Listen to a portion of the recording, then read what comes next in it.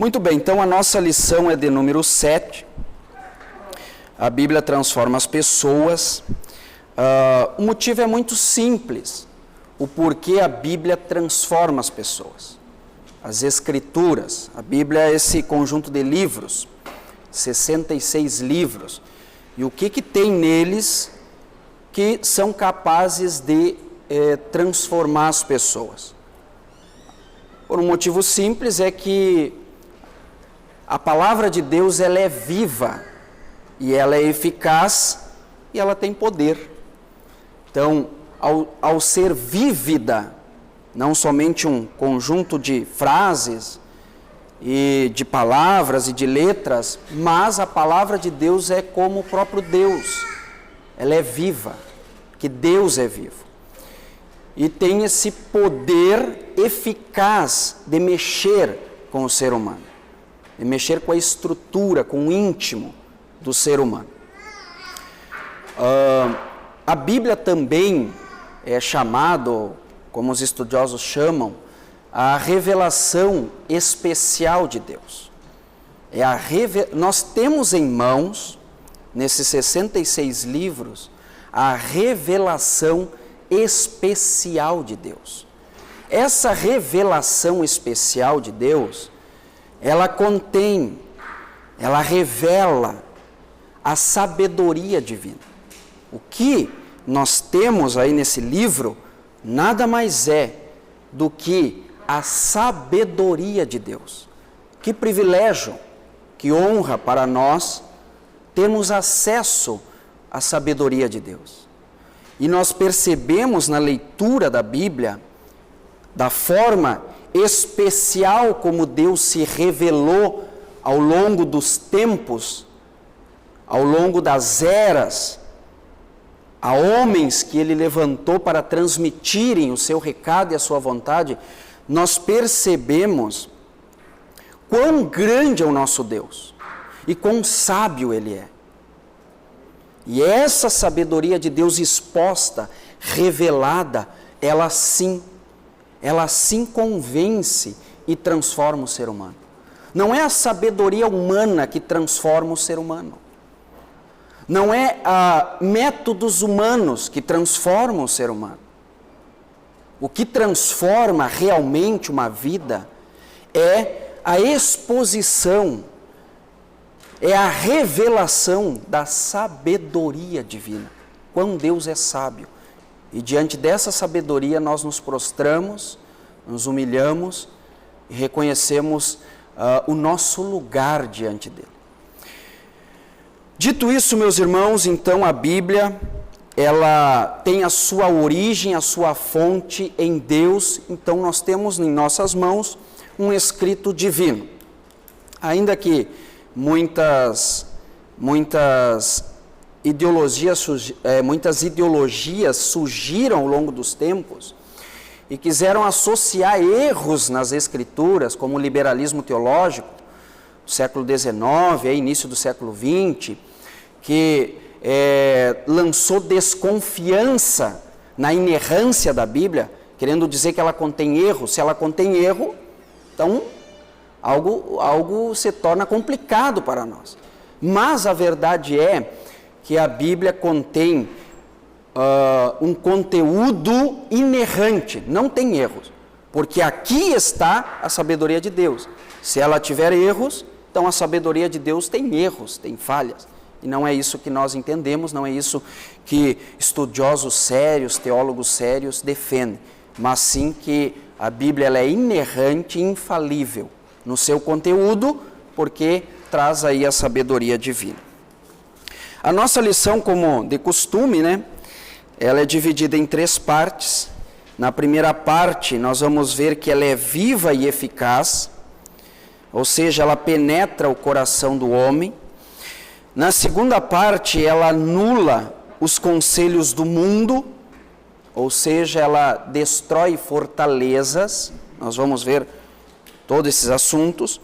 E também, na última parte, na terceira parte, nos torna humildes. Então, a Bíblia nos transforma, porque ela é viva e eficaz. Ela anula os conselhos do mundo e ela nos torna humilde. Então nós vamos ver esse processo aí, como acontece essa transformação. A leitura bíblica em classe está em Hebreus capítulo 4, do versículo 11 a 13. E também são dois textos, né? 2 Coríntios capítulo 10, versículo 4 a 6. E o nosso texto áureo já foi lido nessa noite, que é Hebreus 4:12, porque a palavra de Deus é viva e eficaz, e mais penetrante do que qualquer espada de dois gumes, e penetra até a divisão da alma e do espírito e das juntas e medulas, e é apta para discernir os pensamentos e intenções do coração. A verdade prática é a seguinte: a palavra de Deus é viva, anula os conselhos das trevas e nos torna humildes diante de Deus. Vamos lá então, primeira parte, ela é viva e eficaz. O escritor aos Hebreus, o profeta Isaías, no seu livro, lá no Antigo Testamento, no capítulo 55, versículo 11, ele, como boca de Deus ali, anuncia, proclama que a palavra de Deus, Deus falando por intermédio desse profeta, que a sua palavra, a palavra de Deus, ela não voltaria para ele vazia, mas antes ela faz o que lhe apraz e ela cumpre para aquilo que foi designada por Deus. Isso significa, isso mostra que a palavra de Deus, as Escrituras, todas as promessas e as sentenças que estão aqui revelado, ela não volta para Deus vazio, mas ela se cumpre. Então, todas as promessas e todas as sentenças das Escrituras vão se cumprir, querendo o homem ou não, questionando o homem ou não, duvidando o homem ou não, porque ela não volta para Deus jamais vazia, mas ela cumpre aquilo a qual Deus a designou. Então, todas as promessas, todas as sentenças que estão registradas nas Escrituras vão se cumprir, mostrando aí a infabilidade das Escrituras. E essa infabilidade, essa convicção que é transmitido pela essa proclamação, que ela não voltará para Deus vazia, mas vai se cumprir, mostra a sua eficácia, mostra aí o seu poder, mostra que a palavra de Deus, ela alcança o seu objetivo, ela alcança, quando ela é proclamada, quando ela é fielmente proclamada, verdadeiramente proclamada, não tem erro. Ela traz o resultado a qual Deus a designou. O escritor aos Hebreus, quando ele nos traz aqui esse assunto que a palavra de Deus é viva e eficaz, ele o faz isso dentro de um contexto maior que antecede ali os versículos 11, que é o seguinte: ele relembra, o escritor aos Hebreus, ele relembra um fato, um episódio lá do Antigo Testamento. Ele evoca esse episódio lá do Antigo Testamento, E que episódio é esse que ele traz lá do Antigo Testamento e escreve na sua carta? E isso que ele vai trazer, isso que ele vai escrever, ele vai declarar, vai proclamar que diante disso a palavra de Deus é viva e eficaz. Que episódio é esse? Esse episódio é os hebreus, os primeiros hebreus, saindo do Egito, sendo ali libertos da escravidão do Egito, e peregrinando durante 40 anos no deserto. Esses primeiros hebreus, eles presenciaram os milagres de Deus. Eles foram testemunhas visíveis dos sinais de Deus. O mar se abrir, Os irmãos conhecem essa história. Alimento cair do céu, coluna de fogo para aquecer e afugentar os animais perigosos do deserto, coluna de nuvem para trazer um frescor diante de um clima escaldante do deserto. Tudo isso os primeiros hebreus, eles presenciaram, eles viram, eles foram testemunhas. Eles também ouviram a proclamação através de Moisés, a vontade de Deus sendo ali proclamada pela boca de Moisés, a vontade de Deus sendo anunciada, os 10 mandamentos que foi dado no deserto, a lei, toda a estrutura do tabernáculo. Então Deus, através de Moisés, comunicou a sua palavra, a sua vontade, o seu querer, o seu desejo. E esses primeiros hebreus, eles presenciaram tudo isso, os milagres, tiveram total informação da vontade de Deus, da revelação de Deus. E estes hebreus, eles foram marcados não pela obediência à vontade de Deus e à palavra de Deus. Eles foram marcados pela incredulidade. Imagine, irmãos, tudo que eles testemunharam. E mesmo assim, a marca desses primeiros hebreus, exceto Josué e Caleb, mas a marca desses primeiros hebreus foi a incredulidade. A incredulidade é a desconfiança nas promessas de Deus. A incredulidade é não crer suficientemente naquilo que Deus testifica, naquilo que Deus proclama. A incredulidade é a desobediência, porque eles foram informados. E essa desobediência, então, ela não pode ser justificada com a não informação. Eles tinham a informação clara, precisa, límpida. E diante dessa informação, que Deus ali mostrou as suas promessas, mostrou a sua vontade, eles manifestaram incredulidade, eles não confiaram nessa revelação de Deus. Eles não confiaram na sabedoria de Deus. Eles negligenciaram tudo aquilo que lhes foi revelado da parte de Deus, pela boca de Moisés.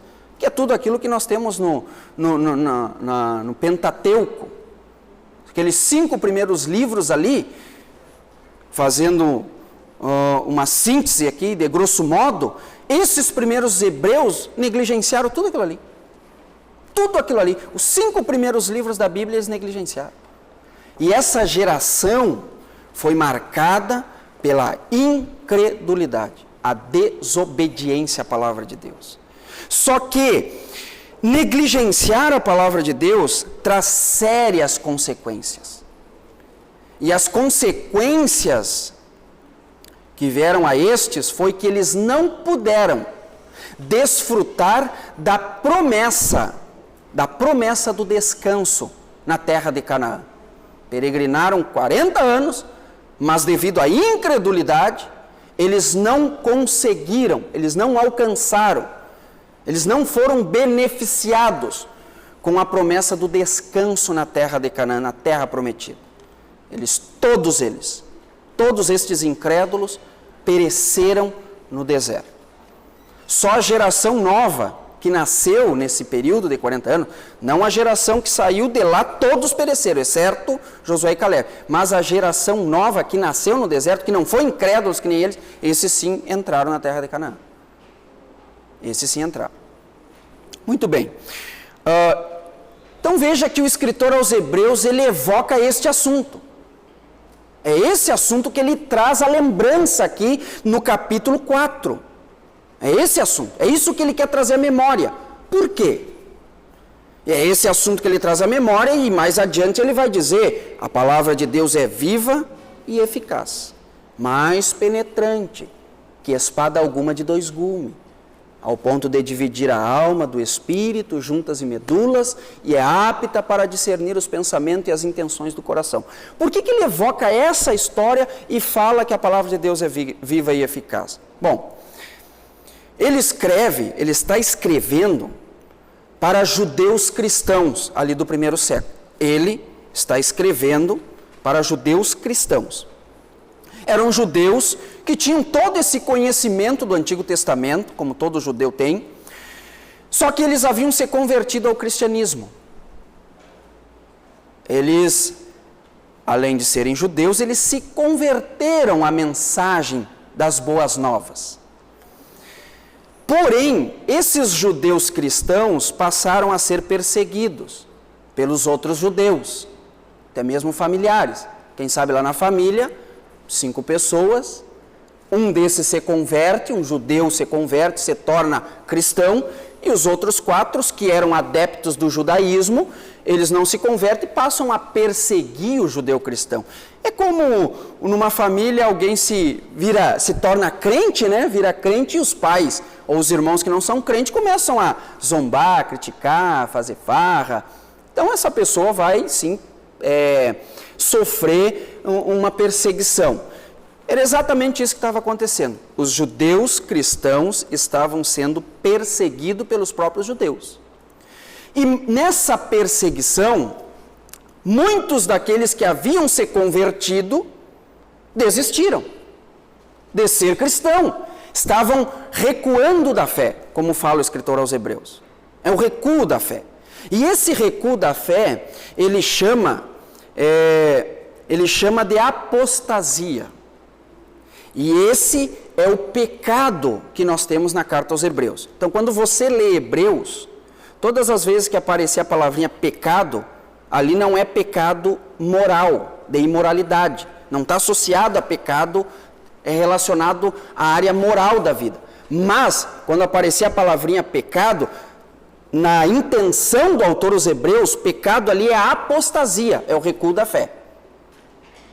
Então, recuar da fé, desistir da fé, o escritor aos Hebreus mostra que isso é pecado. Tá? E pecado grave. Ele chega a dizer que esse recuo é como se estivesse pisando no sangue de Cristo.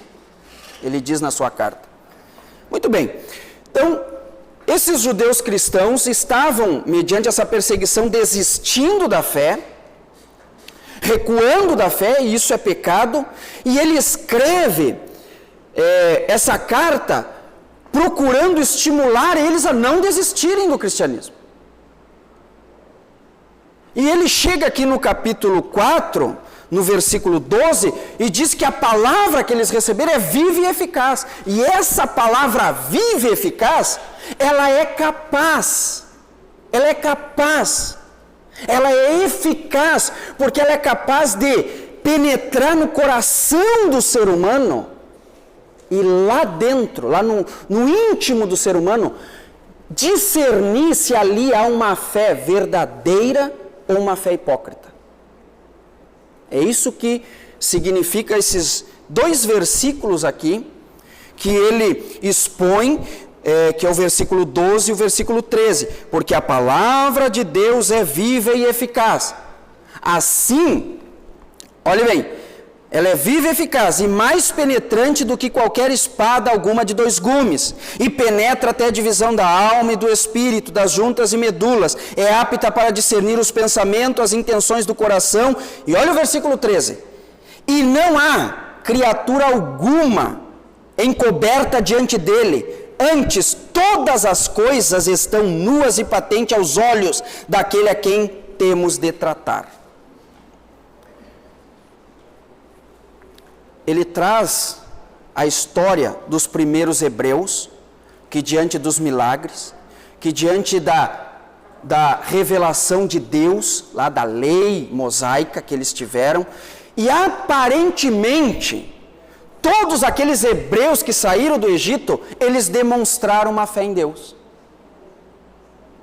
Eles desfrutavam daqueles benefícios.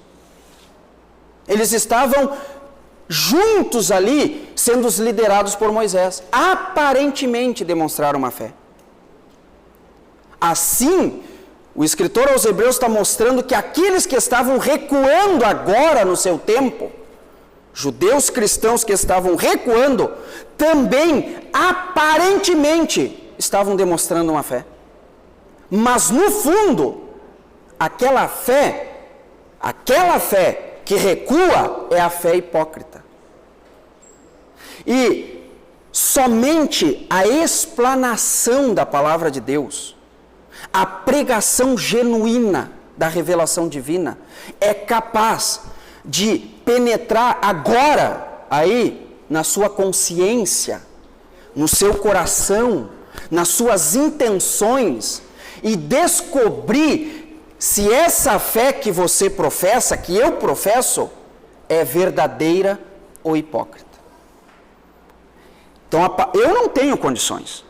Pastor Josias, os obreiros aqui, nenhum de nós temos condições com as capacidades humanas, ou com técnicas humanas, ou qualquer outra ferramenta, descobrir se a fé que você professa é uma fé hipócrita ou uma fé verdadeira.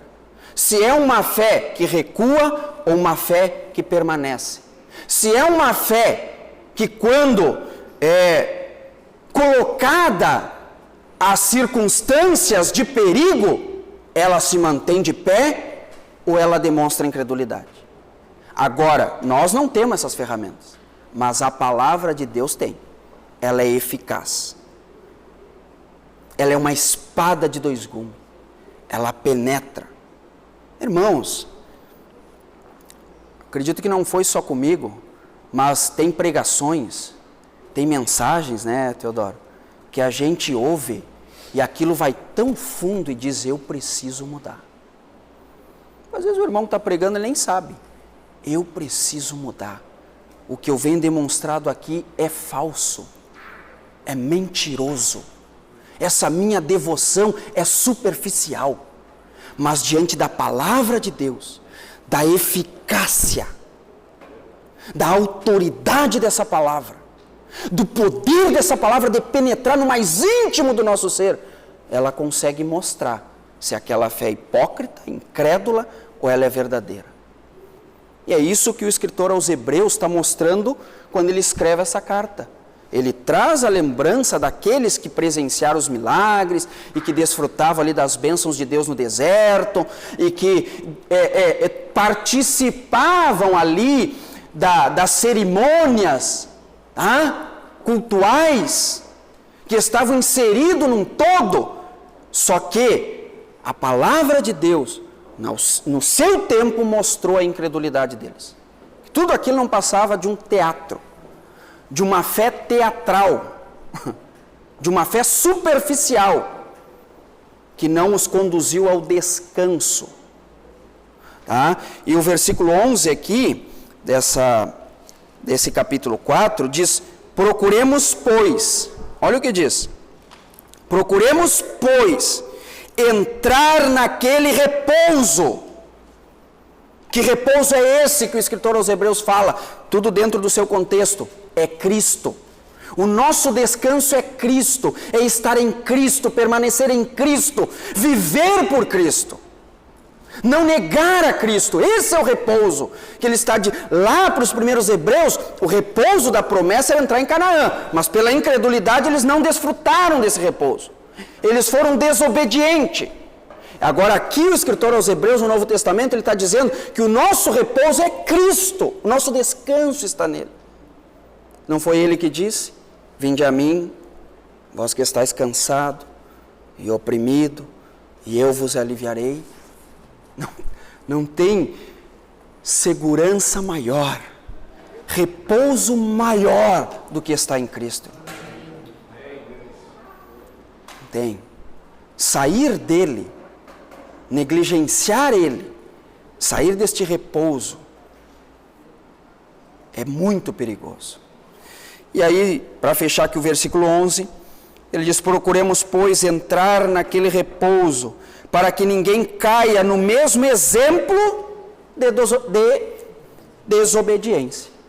Que é a desobediência que ele trouxe o assunto lá dos primeiros hebreus. Eles foram desobedientes, não entraram no repouso pela incredulidade, ou seja, uma fé hipócrita, eles não puderam desfrutar dessa promessa, tiveram sérias consequências. E agora o escritor aos Hebreus está dizendo, olha, a palavra de Deus é viva e eficaz, e ela discerne realmente se dentro do coração de vocês há uma fé verdadeira para entrar no repouso, ou é uma fé hipócrita. É como se ele estivesse dizendo, vocês que estão desistindo, apostatando, vocês estão dando sinais e evidências de uma fé hipócrita. Então, uma fé genuína e verdadeira é aquela que permanece. E como diz lá no capítulo 10 de Hebreus, nela, diz o Senhor, nesse tipo de fé, o meu justo viverá pela fé, versículo 38. Porém, se ele retroceder, a minha alma não tem prazer nele. Então, o que gera prazer em Deus é uma fé genuína e verdadeira, que afasta a incredulidade. Então, ela é viva e eficaz porque ela é penetrante, ela é apta para discernir ali o coração âmago do ser humano, e ela vai aonde nenhum ser humano, nenhum médico, nenhum psicólogo, nenhum psiquiatra, nenhum técnico das ciências humanas consegue ir até o mais profundo do ser humano e ver se aquela fé é verdadeira ou uma fé superficial. É nisso que ela é eficaz. E é nisso que ela produz transformação. Imagina se eu me deparo com isso e digo, eu tenho uma fé superficial. Então isso eu vou procurar corrigir e vou buscar a fé verdadeira. Então vai me transformar. E muita gente às vezes exercita essa fé superficial por desinformação mesmo. Agora nós vamos ver outra parte, até mesmo por estarem enganados. Mas os primeiros hebreus lá não estavam enganados. Eles tiveram toda a revelação muito clara diante deles e demonstraram incredulidade. Mas quando nós temos a informação clara da palavra de Deus e mesmo assim continuamos numa fé superficial, uma fé hipócrita, uma fé fingida, como diz o apóstolo Paulo, e continuarmos assim, isso tem sérias consequências, tá? Muito bem, então essa aí é a nossa primeira parte. A Bíblia é a palavra viva de Deus e ela é eficaz, porque ela sonda o mais profundo do ser humano. A segunda parte, nós temos aí, a Bíblia anula os conselhos do mundo. 2 Coríntios capítulo 10, do versículo 4 ao 6. Porque as armas da nossa milícia não são carnais, mas sim poderosas em Deus para a destruição das fortalezas, destruindo os conselhos e toda a altivez que se levanta contra o conhecimento de Deus, e levando cativo todo entendimento à obediência de Cristo, e estando prontos para vingar toda a desobediência, quando for cumprida a vossa obediência. Bom, Paulo aqui, agora não é o escritor aos Hebreus, agora é Paulo, o apóstolo Paulo aqui, nessa sessão aqui de 2 Coríntios, na verdade, essa sessão vai do capítulo 10 até o capítulo 13. Nessa sessão, Paulo trata do que é chamado de batalha espiritual, ou guerra espiritual. É isso que ele trata, tá? Nesses capítulos aí, do 10 ao 13. Guerra espiritual, batalha espiritual, há uns conceitos aí que são proclamados de batalha espiritual, de guerra espiritual, de locais, de ambientes, de pingentes e tantos outros objetos, né? Mas, na verdade, isso é estranho às Escrituras. O conceito que Paulo traz de batalha espiritual, nós vamos ver aqui o que é, tá?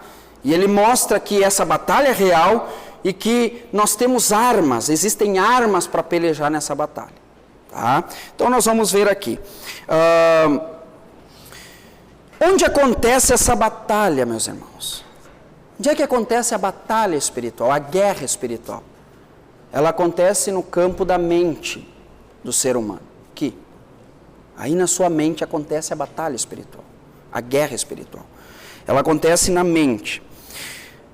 2 Coríntios, no capítulo 4, eu quero ler com vocês, 2 Coríntios, no capítulo 4, versículo 1 e 6. Olha o que Paulo vai dizer, 2 Coríntios, capítulo 4, versículo 6. Diz assim: Então a sua mente, a minha mente, é o campo da batalha espiritual. Tá? Não é lá o seu quarto, não é o bairro onde você mora, tá? Não é locais, é a sua mente. O conceito de batalha espiritual acontece na mente do ser humano.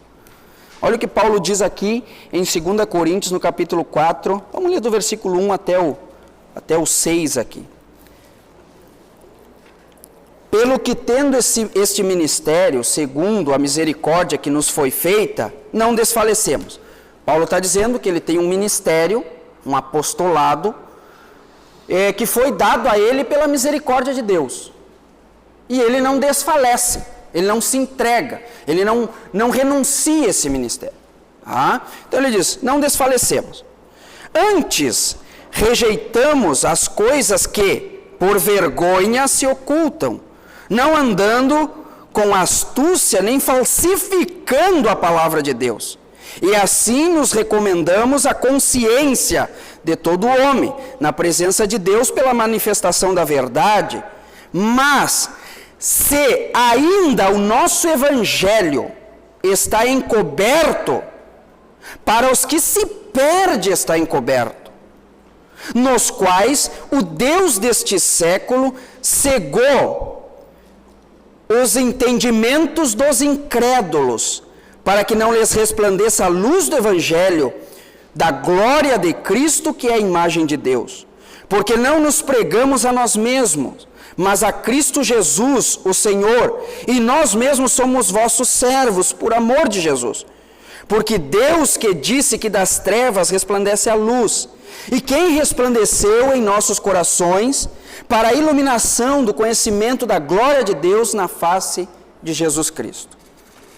Então vamos procurar entender aqui o que Paulo diz. Paulo diz aqui que a pregação que ele traz é uma pregação clara. É um ensino claro das boas novas, do Evangelho. Não é falsificado. Ele não traz misturado com nada. E que este Evangelho claro, ele é desconhecido pelos incrédulos, pelos aqueles que não creem, não porque ele está obscurecido, não porque ele prega de uma forma com que as pessoas não entendam, não. Ele diz, o nosso evangelho, ele não é conhecido pelos incrédulos, porque o Deus deste século, que é o diabo, cegou o entendimento deles. O nosso evangelho é claro, não tem nada misterioso, é nu e cru, tá? Não tem nada místico, secreto, é isso que Paulo está dizendo. Mas então por que as pessoas não creem?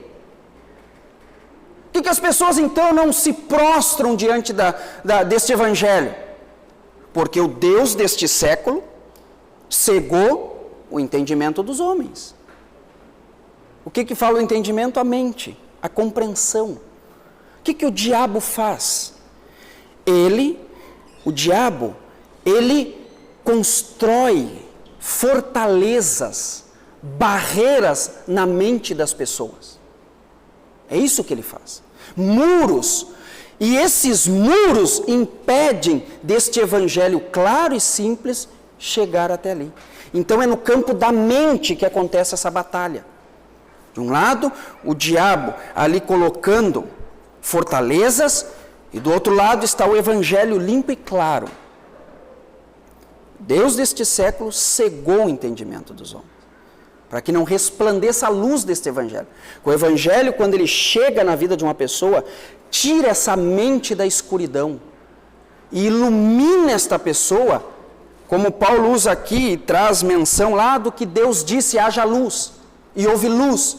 Então quando o evangelho chega e transpassa essas fortalezas da mente que o diabo cria, e chega até a consciência, ilumina de tal forma como a maneira que Deus criou todas as coisas lá, dizendo haja luz, e houve luz.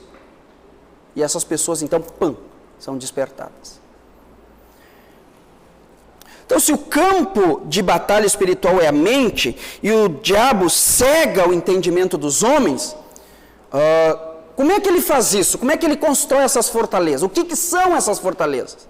E aí nós pegamos então o que a revista traz, os irmãos aqui que constroem a lição trazem, o capítulo 10, que vai até o capítulo 13, a explicação que Paulo dá com mais clareza, isso que ele começou lá no capítulo 4. E a explicação é a seguinte: o apóstolo Paulo foi o fundador da igreja de Corinto, ele fundou a igreja de Corinto, mas ele teve que se ausentar por causa da sua obra missionária.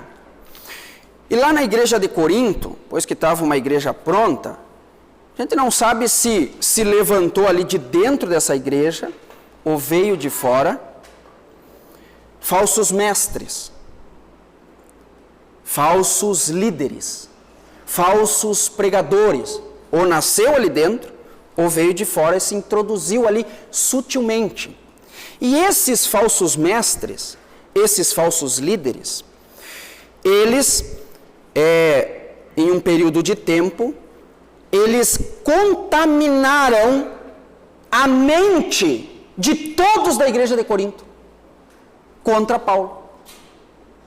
Eles conseguiram fazer muros, fortaleza na cabeça e no entendimento da igreja de Corinto, dos irmãos, contra a mensagem que Paulo proclamava, o ministério apostólico de Paulo e o caráter de Paulo.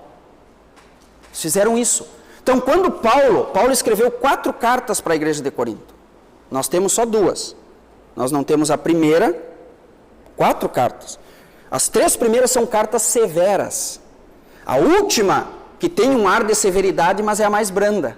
Você tem ideia de como eram as outras. 4 cartas. Nós temos a segunda, que vencia a 1 Coríntios, e temos a última, que é a que nós temos, 2 Coríntios.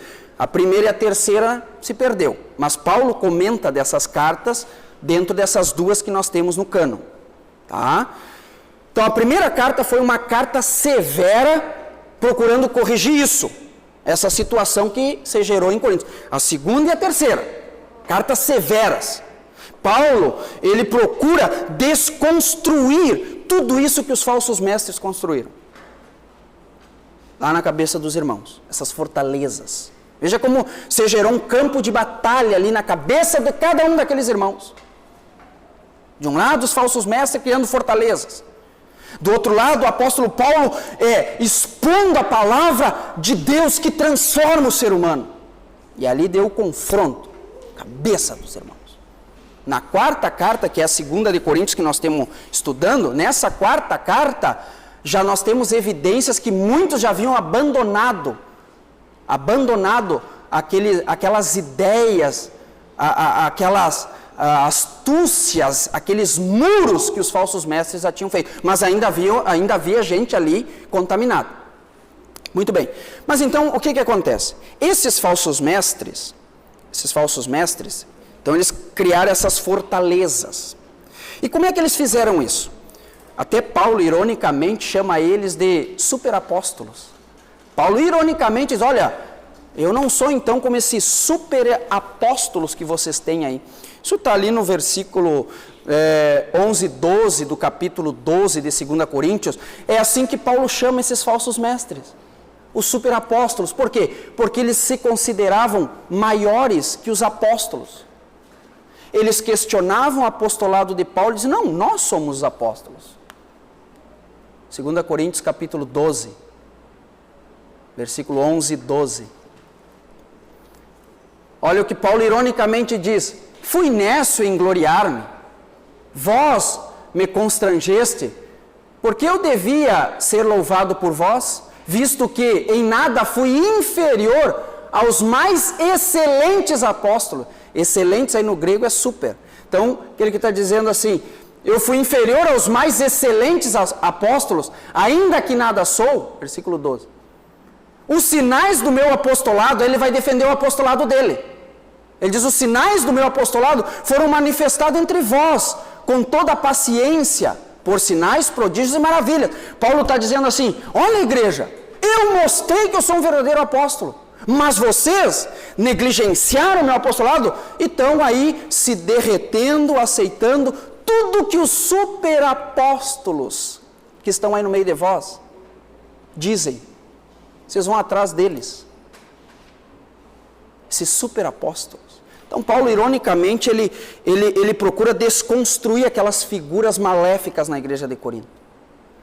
E esses superapóstolos, ironicamente, porque não tem apóstolos, não existe mais apóstolo, nós tivemos 12 e o apóstolo Paulo. Os outros são superapóstolos, né? Eles alegavam que eles tiveram conhecimento, que Deus revelou um conhecimento para eles que não revelou os apóstolos, nem a Paulo. Paulo era pequenininho, Paulo era uma coisa ínfima. Era assim que eles passavam para a igreja de Corinto. Que vocês vão acreditar o que Paulo diz no evangelho que ele prega, nas boas novas? Ele não é ninguém, nós. Deus nos deu revelações, Deus nos deu mistérios que não deu a eles. Isso aí derretia a igreja. Isso aí os irmãos ficavam assim. Aí Paulo diz, os superapóstolos. Eu, com sinais, prodígios e maravilhas, não sou ninguém para vocês. Mas você se derrete para eles. Até pagavam esses superapóstolos. E esses superapóstolos, então, o que eles faziam? Olha a fortaleza que criava na mente dos irmãos. Eles traziam ali o protognosticismo, que é esses conhecimentos que ninguém tem. Gnosticismo é isso, em grosso modo dizendo, entendeu? Uma revelação que nunca foi dita, um mistério que agora foi revelado. Isso aí a gente fica escutando direto. Em 2022 já apareceu mistérios que nunca foram revelados. Homens surgem aí dizendo coisas que nunca foram ditas. Superapóstolos. Queridos de Deus. Tem revelações que nunca foram ditas. Pois é. Esses homens então traziam esse tipo de mensagem. Esses homens, eles usavam sofismas. O que são sofismas? Sofisma é a capacidade. Um sofista, na época tinha até essa profissão, um sofista. Sofista era aquele camarada que tinha a capacidade de se comunicar com as multidões. Tinha uma habilidade tão grande que ao mesmo tempo eles faziam as multidões chorarem e daqui a pouquinho rirem. De manipular as multidões. E esses superapóstolos, falsos mestres, eles eram sofistas habilidosos. Pegavam a igreja de Corinto e faziam aquele mover na igreja de Corinto. Mexiam com o sentimento e as emoções dos corintianos. Não do time, né? Mas eles mexiam com as plateias. Eram habilidosos, homens habilidosos na eloquência da sua comunicação às multidões. E tudo isso, eles estão criando fortaleza na cabeça dos irmãos, para os irmãos rejeitarem a mensagem simples de um Jesus crucificado que o apóstolo Paulo trazia. Era isso. Eles também eram homens que traziam um judaísmo legalista, aqueles regimes. Sabe? Se você, para alcançar a salvação, você tem que adotar regimes internos, sacrificar o corpo. E também muitas heresias. O capítulo 15 de Coríntios vai mostrar que muitos ali não acreditavam esses dias o pastor Josias pregou aqui, ressurreição de Jesus. Não acreditavam em ressurreição de mortos. Paulo, diante disso, ele percebe o perigo disso e diz, está todo mundo com a mente contaminada. Tem barreiras, tem muralhas. A mente está obscurecida. Existem fortalezas diabólicas. O Deus deste século cegou os irmãos da igreja de Corinto. E aí Paulo, então, ele diz, eu vou pelejar. Mas as armas que eu vou usar não são armas carnais. Não é violência física. Não é o braço do homem, não é a rispidez. As armas da nossa milícia não são carnais. E com o que ele vai pelejar? Com a palavra de Deus. É isso que ele declara, é isso que ele mostra, que a palavra de Deus, simples, clara, a palavra de Deus, viva e eficaz, ela anula, ela desconstrói, ela quebra essas barreiras, ela quebra as superstições que são criadas na cabeça das pessoas. Muito cristão hoje supersticioso. Isso são pequenos muros, pequenas fortalezas que vão gerando. A pessoa já não tem uma fé nas Escrituras, mas ela tem num copo d'água. Obrigado, secou a boca. Ela não crê numa pregação bíblica, mas ela crê em pingentes. Misticismo, superstição, gnosticismo. Começa a crer em profecias. Agora, nessa época da pandemia, esqueci a palavra. Está na moda. Obrigado. Está na moda. Aí toda hora surge alguém com uma coisa nova, espetáculo. Aí a pessoa vai lá e crê. Não sei se vocês acontecem, mas eu às vezes recebo no celular, no WhatsApp, né? Alessandro, isso aqui condiz. Isso tudo, sabe o que é isso, irmão? Tudo isso são muros, são fortalezas. O Deus deste século cegando o entendimento dos homens, para que não resplandeça a luz do Evangelho, a glória de Cristo, a imagem de Deus. O que transforma uma mente dominada por todas estas coisas, o que transforma é a pregação genuína. É a explicação da palavra de Deus. É o Evangelho simples e imaculado.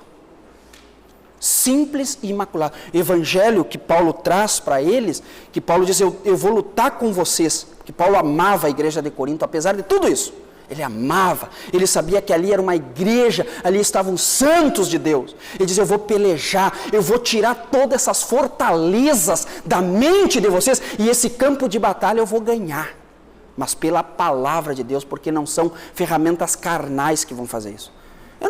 Nós não podemos querer tirar o misticismo da cabeça de vocês com misticismo. Eu não posso pegar as ferramentas mundanas do mundo, as estratégias do mundo e querer tirar, desconstruir as fortalezas da cabeça de vocês. Eu tenho que pegar as armas que estão aqui, ao nosso alcance, que é a palavra de Deus. É isso que Paulo declara. Deixa eu ver aqui que está quase na hora. E ele vai dizer mais aqui, meus irmãos, nessa segunda parte. Olha aqui. A palavra de Deus destrói fortalezas. Aí aqui a lição nos traz o ateísmo, o relativismo de hoje em dia, o secularismo. O ateísmo vocês sabem, né? Não crê em Deus. E alguém já disse que os maiores ateus hoje em dia é aqueles que andam com a Bíblia embaixo do braço. O relativismo, não há absolutos. Tudo é relativo. A sua verdade da fé não é a mesma minha verdade. Tudo é uma questão de interpretação das Escrituras. Isso é relativismo. Isso é muro, são fortalezas na mente. A Bíblia tem absolutos, que não são relativos nem negociáveis. Tá? A Bíblia só tem uma interpretação. Não existe 50 interpretações. Só tem uma interpretação. Pode ter várias aplicações, mas uma interpretação só. Tá? Então não podemos pegar um texto, mas isso aí é a sua interpretação. E essa é a minha interpretação. Se nós olharmos no contexto e dentro da visão geral da hermenêutica bíblica, nós vamos ver que aquilo ali só tem uma interpretação e segue aquela linha. Não podemos cair nesses muros da mente que está aí o relativismo. O secularismo. O que importa é o aqui e o agora. O aqui e o agora. Você ter sucesso aqui, você ser bem sucedido aqui. O que importa é a sua vida aqui. Faça de tudo, expresse a sua fé para alcançar tudo nesta vida. Aí Paulo vai dizer, somos os mais miseráveis de todos, se esperarmos em Deus somente nessa vida. Isso são fortalezas, é o diabo cegando o entendimento das pessoas. O secularismo, e a sua alma, e o seu destino eterno. Onde é que fica? Você não pensa nisso? Aonde você vai passar a eternidade? Não, mas o secularismo pega a mente da pessoa e faz com que ela foque só aqui. Aí, vai lá, faz campanha na igreja, dá dízimo, dá oferta, tudo com a intenção de ser beneficiado aqui. Só nessa vida, só nessa terra. Secularismo, o marxismo. Marxismo é todo o marxismo de Karl Marx,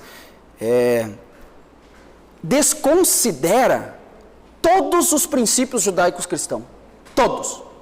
O modelo de família que a Bíblia apresenta, o marxismo vai lá e desconstrói.